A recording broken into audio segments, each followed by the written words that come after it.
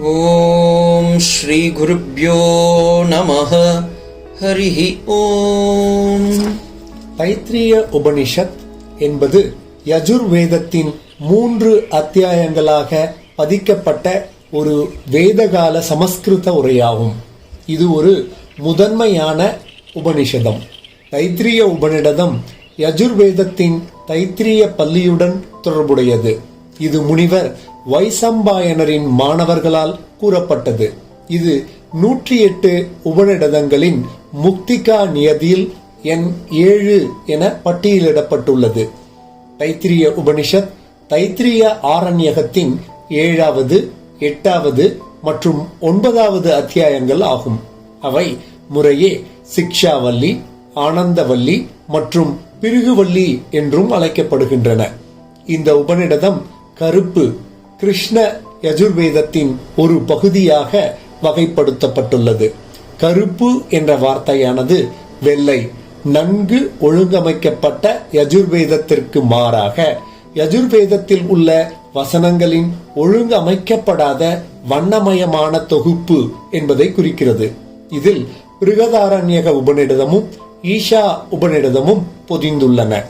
உபநிடதத்தில் ஓரளவு பிரார்த்தனைகள் மற்றும் ஆசிகள், ஓரளவு ஒலிப்பு மற்றைய அறிவுறுத்தல்கள், பண்டைய வேத குருகுலத்தில் பட்டம் பெற்ற மாணவர்களுக்கு வழங்கப்படும் நெறிமுறைகள் மற்றும் ஒழுக்கங்கள் பற்றிய ஓரளவு அறிவுரைகள், ஓரளவு உருவகம் பற்றிய கட்டுரை மற்றும் ஓரளவு தத்துவ அறிவுறுத்தல்கள் ஆகியவை அடங்கும்.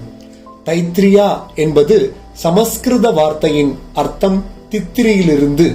இந்த பெயரின் வேர் 2 வழிகளில் விளக்கப்பட்டுள்ளது. வேத முனிவர் தித்திரியிலிருந்து யாஸ்காவின் மாணவராக இருந்தார், அல்லது அதற்கு மாற்றாக இது அறிவை பெறுவதற்காக பாட்ரிட்ஜ்கள் எனப்படும் பறவைகள் ஆன புராண மாணவர்களின் வசனங்களின் தொகுப்பாகும்.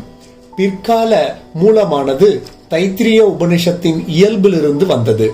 இது மற்ற கருப்பு அல்லது கருப்பு யஜுர்வேதம் போல ஒரு கலகலப்பான, குழப்பமான, தொடர்பற்ற ஆனால் தனிப்பட்ட அர்த்தமுள்ள வசனங்களின் தொகுப்பாகும்.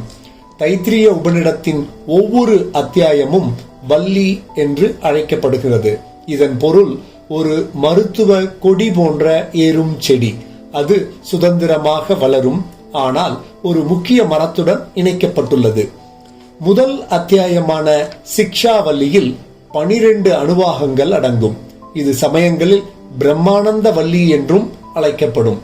ஆனந்தவல்லி என்ற 2வது அத்தியாயத்தில் 9 வசனங்கள் உள்ளன.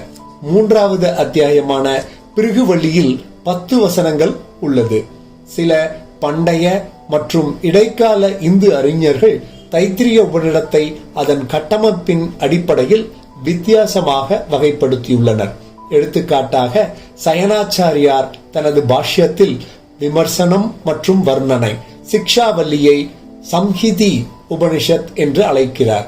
மேலும் அவர் ஆனந்தவல்லி மற்றும் பிருகுவல்லியினை ஒரு தனி உபநிடதமாக கருத விரும்புகின்றார்.